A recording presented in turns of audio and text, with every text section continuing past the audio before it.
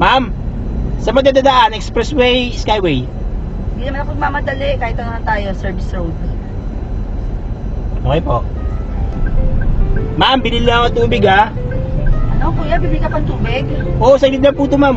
Saglit lang po. Saglit lang? Oo, saglit lang to.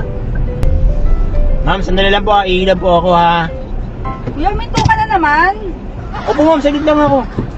Pagas lang po ako. Dito sa Shell. Eh, pahinto-hinto tayo. Hindi naman po kayong mamadali, di ba? Papagas lang ako. Oo, pero kailangan ko makarating sa pupuntahan ko, syempre. Sandali lang po, saglit lang to. A few moments later. Kuya! Uy! Ba't natutulog kayo dyan? Ma'am, ha? Asa na ba tayo? Paano tayo makarating pupuntahan natin? Ay! Nga pala, no?